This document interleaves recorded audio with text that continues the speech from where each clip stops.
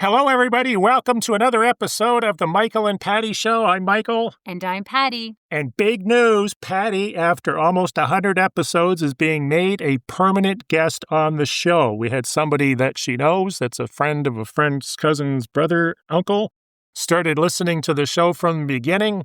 He's now well into the series, and he notified us that we may or may not have mentioned that Patty is a permanent guest, so congratulations. First, you're on TV with CBC Television, now a permanent guest on this show that more than probably a handful of people listen to. That's big news. I would like to correct that statement. I am not a permanent guest. I am a co-host of the Michael and Patty Show. That is why my name appears in the title. So you want a title now? Yes, and it's been fun, and we're getting close to our 100th episode. So go right ahead. Which we have no clue if it's going to be anything different or not. Yes, we haven't yet decided. But we'll see. The Facebook group, if you haven't been there already, we do have a new Facebook group which we created for people specifically moving to Prince Edward Island. So it's called Moving to Prince Edward Island with Michael and Patty, not to be confused with the many other groups that are out there. We have a completely different spin, and it's a safe haven where you can ask questions about PEI, living in PEI, whether it's real estate or just generalities, demographics, societal differences. What else? Well, we also feature on their designated days for specific things. We have Toolbox Tuesdays, which are filled with information, and you could easily look back on them from items like moving with pets and school registrations and things that you need to know there, and closing days, what's involved, what should you be informed of. So there's a lot of information there. Plus, we're also recapping, and we've started back to episode 1. So currently we're doing Monday, Wednesday, and Friday.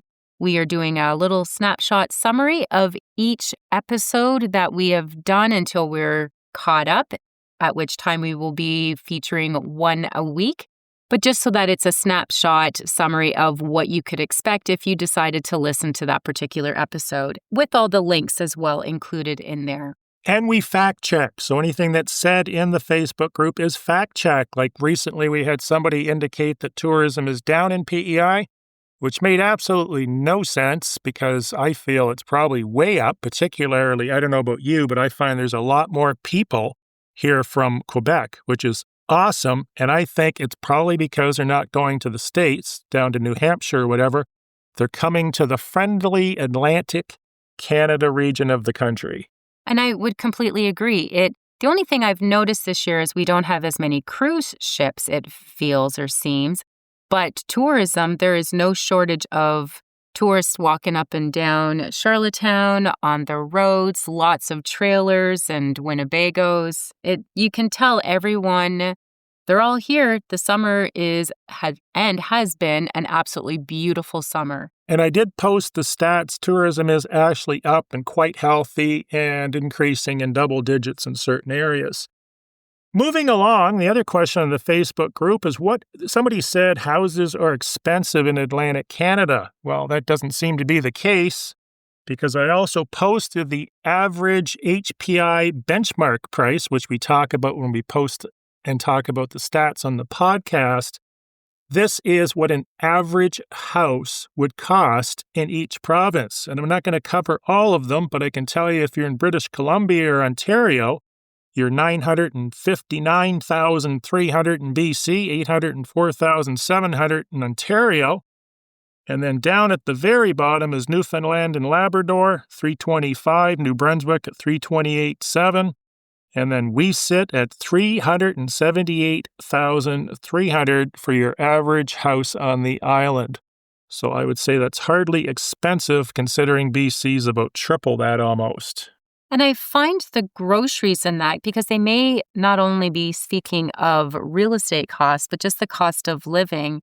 Yes, some items are a little bit more, but we're talking sometimes change, just because things have to be transported over the Confederation Bridge, but pretty comparable to all other areas I've been to BC in the last year or a few times to Ontario, I don't find anything to really stand out. It seems pretty consistent. I find that when I lived in Ontario, which I did for 29 years, you were there for decades, correct? Correct. I always find that I was always spending money going to events, whatever it might have been. And you'd spend a lot more money on food and entertainment than you would here. I would probably agree. I find here, and it was also similar to my experience when I lived in Alberta many years ago, people tend to be more outdoors versus when you're in a bigger city in some of the more populated provinces, you tend to go to more events and more indoor activities, I guess. Not to say that that's the only thing they do, but I do find a lot more people here spend their days on the beach, on the trails, and enjoying the outdoors. So when you're looking for pricing, look at the HPI that's put out by the Canadian Real Estate Association. The other thing I would look at if you are looking at a series of houses, look at the median asking price or sale price rather than the average, because our prices do have a tendency to be willy-nilly all over the place because it's a function of emotion in a lot of cases that people are coming from other provinces, like Quebec and Ontario, BC, Alberta, and they're buying on emotion, which sometimes makes them, or it ends up costing them more money because they're not comparing what that house should be worth based on the other houses that have sold that are comparable. They didn't do a reverse CMA. Do you think that would be a good idea for someone out of province to do? 100%, which is also the benefit and the value of having your own buyer's agent representative, because the listing agent isn't going to be doing a reverse CMA on their own listing, but a buyer's agent would be able to provide that information to you. And that's something, a CMA is a comprehensive market analysis similar to an appraisal. Typically, agents will do this at no cost, but it's also something that you could attach with an offer if you're offering less than asking price, wouldn't you say? I have had that only a couple times in my almost 16 years of real estate done. But it definitely does hold some merit. Again, it depends on what the seller's motivation is, but it can be a powerful presentation or part of your presentation to, I guess, justify why your offer is where it is. On another subject, I received an email this week, and this was from realtor.ca, which is probably the best place to find property anywhere in Canada. And they emailed me, they said, the address for this building lot is incorrect. Can you give me the proper address? What would you say to something like that when the address in this particular case was 07-14? Well, that is the lot number, and it hasn't been I'm assuming with this situation, Michael, it hadn't been assigned a civic address yet because there hasn't been a structure, a home put on it to have a civic address assigned. So the listing, whether it was yours or if it was another property they had inquired on through you, it was absolutely correct to say it is lot 07-14 and whatever the lane or the street is, plus the community. But I do find over my years, a lot of people are a little confused with that and they don't quite understand. I only don't like when, and I know we had a brief discussion about this prior to starting. It was a heated argument. No, it wasn't. Paper was flying. It was about where you will see a property, and let's just say it is located in St. Chrysostom, and they put St. Chrysostom. And you, because you've been in real estate, Michael, since the Stone Ages, had an explanation, a reason, but since I've gotten into real estate or have been in real estate, we've always been able to reference something, whether it is a lot number. And sometimes the best you can do, because there isn't an actual survey lot number for this particular acreage piece that has been subdivided off of another property, the best you can do is acreage, whatever the road name is, and then the community name. But you go right ahead, Michael, and explain that. That just came from the old MLS systems. And we also actually, when I started, we didn't even have addresses, if you can believe that. It's hard to believe. I can't imagine. The civic numbers came out when I was well into my real estate career here, bizarrely enough. But just to break this down, 07-14 means that lot was subdivided in 2007, typically, and it's lot number 14. So that's where that comes from. But you're not going to get an address until you usually get a building permit, and then they'll assign you a civic number. Moving along, I'm walking property in PEI. What tools should I be armed with so I know where this lot 07-14 is? What would the most important tool be other than your cell phone, which probably is not going to work if you're down near the water in the middle of nowhere? Well, and I just set up, I met with clients yesterday here that are looking to purchase a piece of acreage on the island for a future retirement plan. And my first thing that I had discussed with them was what were they using as a GPS. Now they have their internal GPS system within their vehicle, plus they feel they have their phone as a backup, and that's fine. But I do typically say, because we do have some dead zone areas where you might lose, your satellite service, to have some cell service. Yes, Michael, is to have a Garmin GPS system. I always, and I have my Garmin GPS that's mounted to my windshield. I would prefer to use that so that I know I will never be without some form of direction to ensure I don't get lost. Not that it's easy to get lost on PEI, but a GPS of some form is very important. And then the next thing I did in my package was I had taken the GPS coordinates for the location, whether it's a little bit more of an isolated piece of land and there's a right-of-way access to it, to that particular corner where you're going to be accessing or driving onto the property. But GPS coordinates are also very important so that you don't end up down some lost or an opposite area on the island because you've put in an address and it's taken you in the completely wrong direction. There's all kinds of tools online. There is one tool that's handy. If you happen to be in an area where you do have good cellular coverage, there is a tool. I know you use it a lot more. I hardly ever use it. I just find it slow and lethargic. But basically, you bring up the app and it shows where you are, most importantly, in relativity to the property lines, and an aerial photo of that property. May it be that photo could be 10, 15 years old, who knows? But there is an app that will do that as well. Do you use that often? Are you talking about the PEI agricultural map? Because I use that. Yes. But the one you have on your phone when you walk around and it shows you the survey markers. Yes, there is an app that you can use for that, and I believe that's where it's from. I think it's a great tool. But if you don't have access to cell, or you want to be a Boy Scout and have a plan B, bring a handheld GPS. It'll be well worth it if you're looking at land. So what else should be in your package? What else should be in your package is a copy of the survey, ortho, or satellite photos with property lines, aerial photos. Do not trust anything but the deed. At the end of the day, the survey should be based on the deed. A plot plan would be handy if there's any buildings, structures, easements, right-of-ways. Sometimes that will all show up. And bug spray and mosquito netting. Yes, you'll need... And a shotgun. I actually didn't recommend that to my clients yesterday, but we've had there's been such a nice breeze that's probably not going to be problematic. There are some that are going to be a little bit more treed that they may experience that. The other thing that I would recommend, so if you're an agent listening to this and you're taking some notes as to what you should be putting in, I always call it a Powerhouse Patty self-guided tour, where I get a map of Prince Edward Island. I put all the little markers to show where these properties are in relation to other communities so that they're not only relying on their phone and trying to zoom in and zoom out.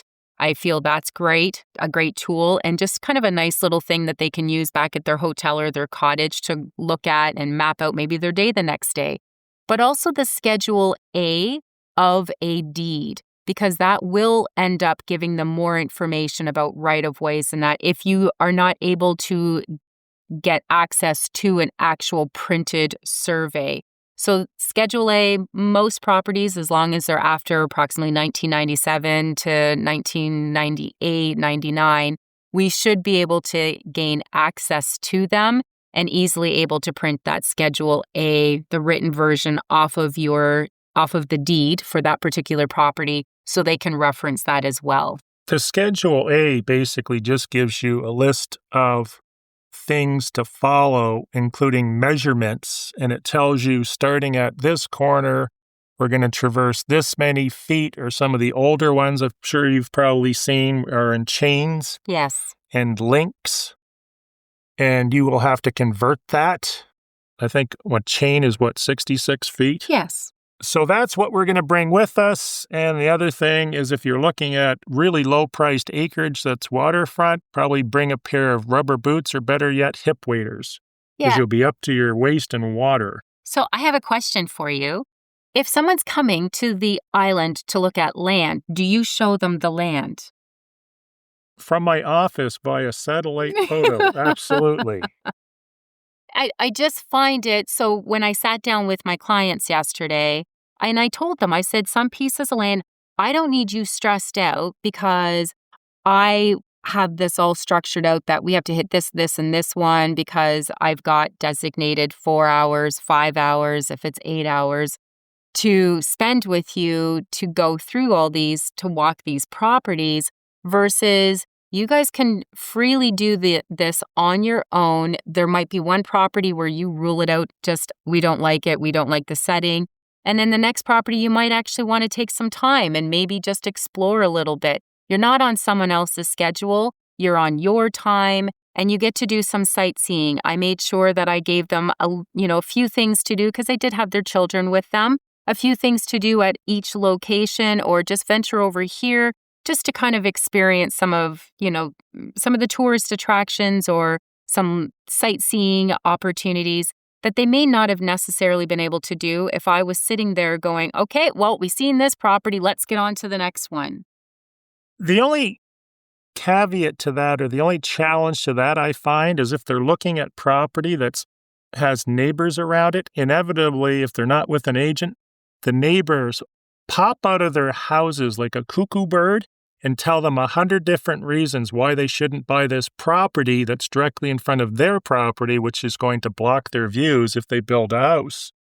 Yes. I have one of those now, and every single time someone views it, the neighbors come over and tell them it's on a floodplain and there's nuclear waste buried there, and they can hear the windmills even though they're 50 miles away. When you're looking at land, in all seriousness, it can take a couple seconds to look at it and say, this is not for me. I've also taken 3 and 4 hours to walk a 100, 200 acre parcel. So it's not an advantage really to have an agent with you. Although I have seen agents. I remember years ago, there was an agent showing a building lot at 8 o'clock at night, which to me was complete insanity. What are you going to do showing a 1/4 acre building lot? Point to it. Here's the lot. Yeah, I just have not been. In my early years, I would, but it's not something I typically do today. Now, if we're looking at some residential properties and there's a piece of land that they also want to make sure that they get to visit, of course I fit that in. But in this instance, these guys are here for a week. They're on vacation. They can look at as many as they want a day. They can decide this is the property we want, and we don't need to look at the other ones. Whatever their decision is, it's entirely up to them, and they don't have the stress of having me tagging along. So if you're looking to look at raw land, acreage, building lots, request the Powerhouse Patty self-guided tour. I think we gave all the tools that anyone that's listening, if you are a realtor, that's what we put together for our clients. A few years ago, I offered him a house.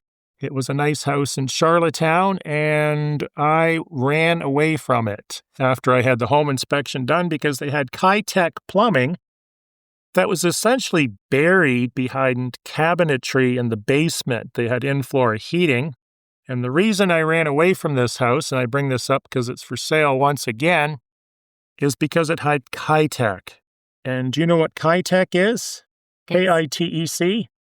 It's a type of plumbing that has connectors that was used around is it the mid 1995 to 2007. Thank you, Michael. In homes built during that time period. But there's these connectors, and it's not a matter of if they're going to break or give way, it's a matter of when. And that's the issue with them. And the challenge is when you have a house that has Kitech in it and the house is finished, you don't know, is the entire house Kitech? Was this a renovation? Is it in the walls? Is it in the ceiling? In this case, it was in the floors. So what can happen with Kitech, which Patty named correctly, it was manufactured between 1995 and 2007, although installed into the early 2010s in some places, it's marketed as a cheaper, easy-to-install alternative to copper. What can happen is premature failure. And this is a nice word, de-zincification. Wow. Brass fittings lose zinc over time, causing weakness, leaks, and blockages. Burst pipes, that's what I would worry about in floor heating. Maybe your pipes will explode in your floor, and then you've got a built-in swimming pool at no extra cost. Temperature limits, poor resistance to hot water above 170 Fahrenheit or 77 Celsius, leading to accelerated breakdown. Insurance problems. So the insurance companies may not want to insure that house, and rightfully so. Resale impact, well, that's interesting they bring that up because this particular case, these people are desperate to sell the house, but my home inspector happened to find the Kitech and I couldn't run fast enough back to my car to avoid buying it. Mm-hmm. And replacement cost. They're saying the full replacement can be $5,000 to $15,000 plus. I would probably say that's pretty minimal based on today's costs. So that is Kitech. You can research that on Google. Patty? Yeah, well, I was going to say I do know there's a plumber in Summerside, and he actually owns a home that has Kitech plumbing. He doesn't see it as being an issue. And I'm sure there's many. And why is that? Well, because he could probably fix it. I don't reduce Because cost. he probably installed most of it in the city, and they're not going to admit, I installed defective plumbing. I had the same thing happen to me with another plumber. They said, oh, no, there's nothing wrong with it. It's in my house. What are they going to say? You just bought a building that's stuffed with Kitech. It's just, if you have the ability to not buy a property with Kitech, or you have the ability to replace it, and you understand what that cost is going to be, you definitely want to look into that. Yeah, all we're saying is just to be aware while you're going through and doing your due diligence to factor that in. It's no different if you're going to buy a house and you know the roof needs to be reshingled or replaced, or you will need to factor in the replacement or the repair cost, and that is one item that could possibly end up coming up. And the other thing is, if you were fortunate enough to have owned a home that has Kitech plumbing and you've not ran into any issues, like Michael said, the home that you were looking to offer on, Michael, because of the Kitech, it caused you to go in a different direction. You may be the one left holding the cards at the time when somebody else now is, and they're more knowledgeable, they're more educated in this, and you might have to reduce the cost of your price offered on the market as a result of having Kitech. So it might seem fine today to get into, but it might not be the easiest to get out of later on. Last week, I received an email, and I've had many of these. This particular person, their words used, are there any glaring issues with the property? And they indicated the property had been on the market for some time. I looked at the listing, came to the conclusion that number one, the property was on the market for almost a year, but it was also at a much higher price. So these people were testing the market. That didn't work. They reduced the price down to market. Now they're getting lots of showings and interest, and two parties I want to offer subject to viewing. But with them asking, are there any glaring issues? Number one, to have a property on the market for a few months in PEI is not a big deal. I was watching the news the other day, and it was an agent in Vancouver talking about how hard of a life they have with the condo market in Vancouver because sometimes properties are sitting on, are you sitting down? For 30, 40 days. Can you imagine the hardship? Yeah, that doesn't seem like a hardship at all. That's a Yeah. good market. They're complaining that it might take, I think the number was 47 days to sell a condo, up from 38 or something. What a tough life. I couldn't believe the hardship these people have to go through. In PEI, it's nothing to have a house on the market for a year. So when you look at realtor.ca, which tells you days on market, and it says 200, 300, 400 days, chances are it's probably overpriced or it's in a rural area, but it doesn't mean there's any deficits. To further this, go ahead. Yeah, I was just going to say, or the particulars of the property. It could be a 2-bedroom, 1-bath, Right, a rural. or a rural property, the location, it's a little more isolated. So now you're looking for somebody like the current owner who wants that kind of setting or that kind of lifestyle or product. Or someone escaping from the law. Or someone escaping from the law. There are areas that I could recommend. But to email the listing agent and think that the listing agent is going to point out a bunch of negatives about the property, they work for the seller. And if you were selling your house and you were in the market for an exponentially long time, you want to think that it's not because your agent is giving potential buyers a list of negatives about the property. I agree. And not that I have had seller clients in the past, many years ago, test, and either they would have a family member or a friend call me to see what it was that I was saying and answering questions, which they ended up admitting to me. And I thought, ooh, okay, I like a challenge. I don't fail tests. And so be mindful of that. Or if you're questioning as a seller, what is my agent saying about my property? You might want to just get somebody to make a phone call, ask a few probing questions just to make sure, because we can only say what we have been approved to say by the seller. Why are they looking to sell? Well, that should be a conversation that if you're a seller, you should have with your agent and say, I don't want anyone to know that I'm going through a divorce or this is my situation. Just tell them I'm looking to relocate. And that's all that we are allowed to say. It's not about hiding information about the property or anything like that. We just don't disclose or give away our clients' positions or personal life.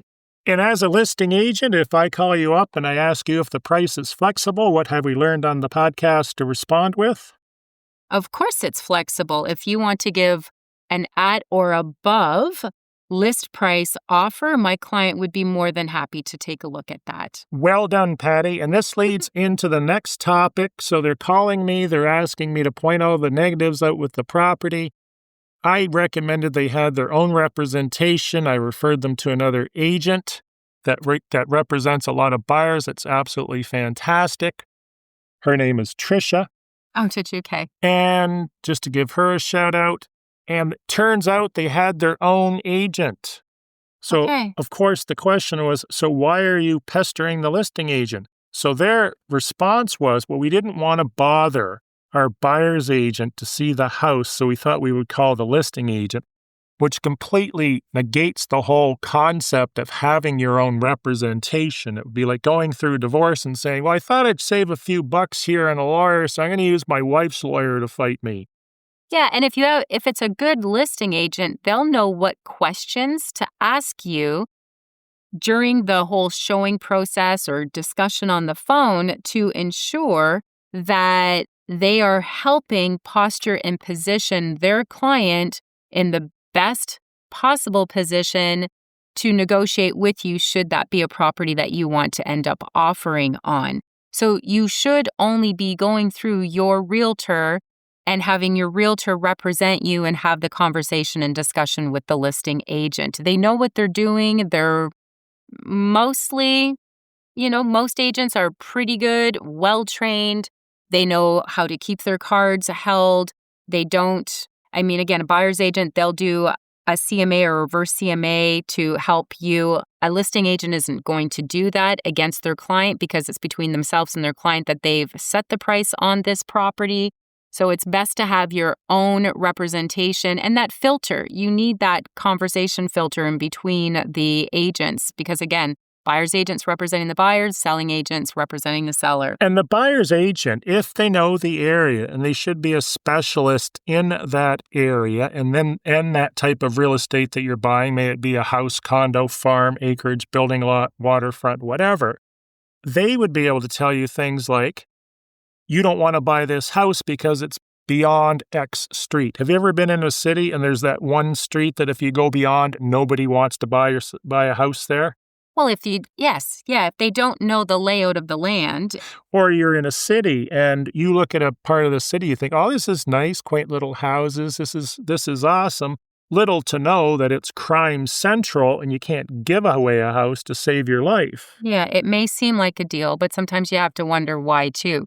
The other thing is, I was just going to say, as per, and for the listeners who may not know, our rules and regulations, and I'll just reference the number in case anyone wants to fact check me, it is 13.8 of our rules and regulations. And what it states is, before a member may complete an agreement of purchase and sale, that member should, where possible, physically view the property. So if you're a buyer and you're thinking you're saving your agent some time, they technically, as per our rules and regulations, would have to go back out there. In most cases, they don't have to, but it does say should, where possible, go and view that property anyway. So it's best that they view it with you. Well, the other thing is, if you're paying a buyer's rep in one way or another, whether they're being paid directly from the buyer or from the vendors in the form of a commission, they should be doing their due diligence on that property because there could be certain things that are obvious to them that aren't obvious to the purchaser. For instance, a week or so, we ran into a situation where the neighbor had constructed a giant wooden fence. Yes. You went out there and you investigated because you had some concerns as to whether or not they had the property line surveyed, because in a lot of cases they don't, and they had cut down shrubbery or plant growth. So luckily, you went out there, you discovered the property was indeed surveyed. Their fence was absolutely beautiful, very impressive. And it was within their property. There was almost a foot buffer from where the survey marker property line was. They put it inside their property. So, and they were very respectful. Yes, it does need some grass eventually. We'll all end up growing up there probably by next year. But 100%. I mean, that a listing agent or your buyer's agent, we know what to look for depending on the situation or circumstances. And that's just one example. Other examples might be high-tech plumbing, or maybe there's a wood stove that you realize they're not going to get insurance for, or there's other problems. The neighbor has their shed located on the property, or the buyer's agents looked at the deed and realized, I looked at a cottage the other day, well, there's a right-of-way right across their front lawn for the farmer. So you're sitting on your front deck, drinking a beer, having a great day. Next thing you know, there's a giant Massey Ferguson tractor driving across your front lawn, which is just newly seeded, but was completely unaware of the right-of-way. So these are things the buyer's agent can protect you from, but do not contact the listing agent if you're a buyer unless you're unrepresented and maybe you're looking for representation. And if it's the only property, this is the only property I'm interested in. It's been on the market. I'm finally flew in. I don't have representation. I just want to call the listing agent. I want to make this all smooth because I know many that's what they want to do. And that's okay. There's nothing wrong with doing that. But if you're going to be looking at a bunch of properties and you want to have the opportunity to negotiate, we are not allowed as a listing agent under agency law. We can't negotiate on price. We become a facilitator. So if you're representing both sides and they've signed documentation to acknowledge that. Yeah, well, as soon as you end up representing both sides, because you have privileged information, it's called limited dual agency. So we can't go back and forth, if you can imagine, and say to the seller, hey, I think we can get these guys up a little bit more, and then go to the buyer and say, yeah, I would stay firm here. We might be able to get them down, and you can't play both sides. you can have conversations about closings and conditions and all of that. But when it comes to price, if you're looking for representation to negotiate the best price for you, going with the same agent, the listing agent, they're not able to. Again, we become a facilitator and that's all we are allowed to do. I'm buying a house, Patty. One of the common questions I would have is, what are the closing costs? And tell me about the Powerhouse Realty Buyer's Guide, which I took and edited and put my own name on it. Now it's Michael's Buyer's Guide. Yeah, that's pretty Deleted funny. your picture. I just got asked this week, what kind of closing costs could I expect as part of my purchase and sale? Closing costs don't just start at closing. They start right on the onset of entering into a contractual agreement with a seller. They start with home inspections. Home inspections can range anywhere from $500 to $750 to $800 depending on the property. Septic inspections, again, those are $300 to $500 you could be looking at. So depending on what kind of inspections and that you're looking to have done, each of them will come with a cost. A foundation expert's going to charge you. Those all become part of your closing costs. At closing, there'll be an adjustment on property taxes. So as the seller overpaid, your lawyers, which is why you need legal representation. I have had over the years a buyer client assume that why do I need a lawyer? Or a seller assuming, why do I need a legal representation? They'll look after all the nitty-gritty things like this. So closing costs could be, are property taxes owed back to the seller, or does the seller have to pay their property taxes or catch it up all the way to whatever that closing date? So they make it on a prorated basis by day to determine what that number is. Top-up fuels, part of closing costs you'll be purchasing if the fuel source for the heat in a home is oil or propane. The seller is responsible to top up the tanks, and the buyer will be purchasing, if it's within your contract agreement that there is a fuel adjustment clause, will be responsible for the cost of a full tank of oil or a full tank of propane. The sellers are responsible for the water test, typically, unless it says otherwise within your contract agreement, so you don't have those costs. And then you're getting into the legal component of it, the costs. Deed registration, if you have a mortgage, you're looking at approximately $500 to register your mortgage. You're looking at about the same to register your name. These are all things that your lawyer looks after.